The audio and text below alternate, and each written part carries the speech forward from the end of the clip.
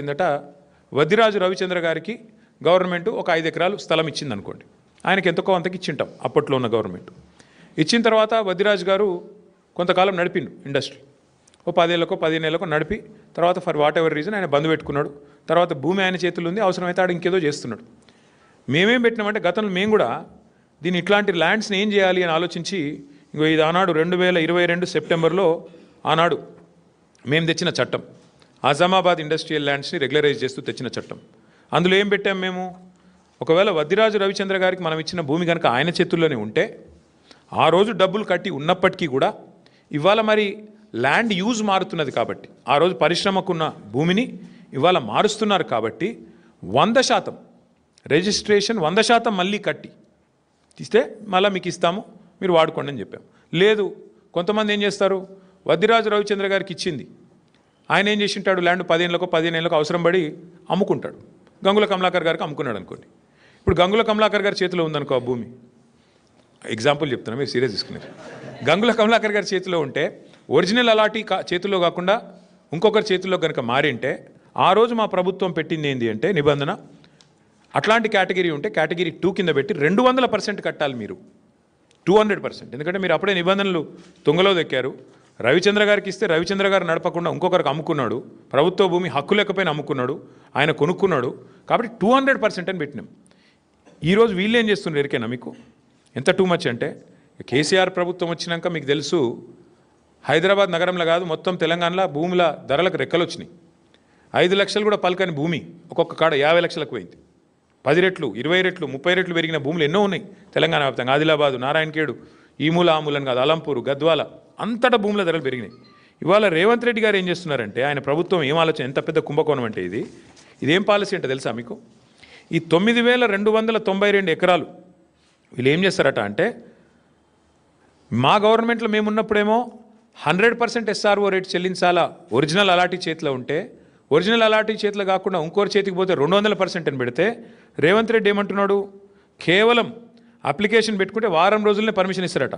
ఏది టీఎస్ ఐపాస్ లెక్క, అర్జెంటుగా డబ్బులు కావాలి కాబట్టి, అర్జెంటుగా లూట్ చేయాలి కాబట్టి వారం రోజుల్లో పర్మిషన్, మరొక వారం రోజుల్లో స్పెషల్ సిఎస్ ఆధ్వర్యంలో కమిటీ అప్రూవల్, మరొక వారం రోజుల్లో ఫీజు డిమాండ్ నోటీస్, 45 రోజుల్లో మొత్తం ప్రక్రియ పూర్తి. అన్నింటికి మించిన హైలైట్ ఏంటంటే 100% 200% నిబంధన మనం పెడితే మన కేసీఆర్ గవర్నమెంట్లో 30% కడితే చాలంట. ఎంత హైలైట్ అంటే 30% చాలంటే, ఏది 30% SRO విలువ. ఉదాహరణకి మీకు ఎగ్జాంపుల్ చెప్తాను. అజామాబాద్లో ప్రస్తుతం SRO విలువ, SRO వాల్యుయేషన్ 32,000 రూపాయలు ఉంది. కానీ అక్కడ మార్కెట్లో 150,000 ఉంటుంది.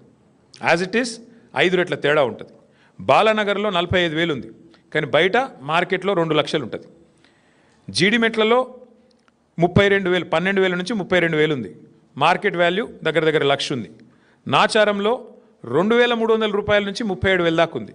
మార్కెట్ వాల్యూ 1,00,000 ఉంది గజం నేను చెప్పేది.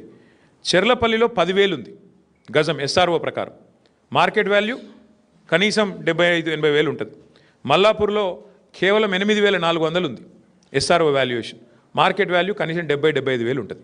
ఇప్పుడు వాళ్ళు చెప్పే, రేవంత్ రెడ్డి చెప్పే లెక్క ఏంటంటే, చెర్లపల్లిలో నీకు ఇండస్ట్రీ ఉందనుకో, మార్కెట్ వాల్యూ అక్కడ 1,00,000 ఉన్నప్పటికీ SRO వాల్యూ 10,000 ఉంటే రేవంత్ రెడ్డి గారు ఏమంటున్నారు, మీరు అందులో 3,000 కడితే చాలంట, మీకు ఇచ్చేస్తాం 45 రోజుల్లో. ఇంకా హైలైట్ చెప్తాను మీకు. ఉదాహరణకి అంటే కేసీఆర్ ప్రభుత్వంలో అజామాబాద్లో మీకు ఈ ల్యాండ్ మీకు ఉంటే మీరు దాన్ని రెగ్యులరైజ్ చేసుకోవాలంటే మీరు 32,000 అక్కడ మార్కెట్ SRO వాల్యూ ఉంటే మీరు చేతులు కింద మారింటే 64,000 కట్టాలని మనం పెట్టినాం. ఇప్పుడు రేవంత్ రెడ్డి గారు ఏమంటున్నారు తెలుసా, 32,000 వాల్యూ ఉంటే SROది కేవలం 10-11,000 కడితే చాలు, మీకు ఇచ్చేస్తాం, మీరు తీసేసుకోండి. అంటే దీని వెనక ఉన్న కుంభకోణంలో ఇక్కడ మెయిన్ పాయింట్ ఏంటంటే, ఇవాళ ఒక ముఠా తిరుగుతుంది హైదరాబాద్లో. ఆ ముఠా సభ్యులు ఎవరెవరే అంటే ఏవి రెడ్డి, కొండల్ రెడ్డి, తిరుపతి రెడ్డి, కృష్ణారెడ్డి, వీళ్ళు ఎవరో కాదు, అంతా ముఖ్యమంత్రి గారి బిజినెస్ పార్ట్నర్లు, ఆయన కుటుంబ సభ్యులు. మొత్తం అగ్రిమెంట్లు చేసి పెట్టుకున్నారు. ఇవన్నీ మొత్తం ఈ భూములన్నిటికీ అగ్రిమెంట్లు, వెనకాల MOUలు, ఒప్పందాలు అన్నీ కుదుర్చుకున్న తర్వాతనే మళ్ళీ దీని మీద RR ట్యాక్స్ ఉంటుంది. ప్రతి దగ్గర ప్రభుత్వానికి వచ్చేది 30%, మళ్ళీ తర్వాత 60%, 70% రేవంత్ రెడ్డి గారికి కాంగ్రెస్కు ట్యాక్స్ కట్టాలి, కప్పం కట్టవలసిందే. ఈ లెవెల్లో అంటే ఒక 4-5 లక్షల కోట్ల భూములకు వీళ్ళు పెట్టిన టెండర్ ఇది. నేను అడిగేది ఒక్కటే, మీరు ఆలోచించండి దయచేసి. మొన్న మీరు జూబ్లీహిల్స్ ఎలక్షన్ చూసినారు. అక్కడ ముస్లిం సోదరులకి శ్మశాన వాటికకి ఇద్దామంటే 2 ఎకరాల జాగలేదు, 2 ఎకరాలు జాగలేదు జూబ్లీహిల్స్లో. హైదరాబాద్లో ఒక ఇందిరం ఇల్లు ఇవ్వలేదు 2 ఏళ్లలో. ఒక పేదవాడికి హైదరాబాద్ ఇల్లు కడదామంటే ఇవాళ 1 ఎకరం జాగలేదు ప్రభుత్వం దగ్గర. హైదరాబాద్ కాంక్రీట్ జంగల్గా మారిపోతున్నది. ఒక పార్క్ కడదామంటే జాగలేదు. నేను ఇవాళ రేవంత్ రెడ్డిని అడుగుతున్నా, 9,292 ఎకరాల విలువైన భూమి నువ్వెందుకు ప్రైవేట్ వాళ్ళకి దారాదత్తం చేస్తున్నావు? ఇది ప్రభుత్వ భూమి కదా.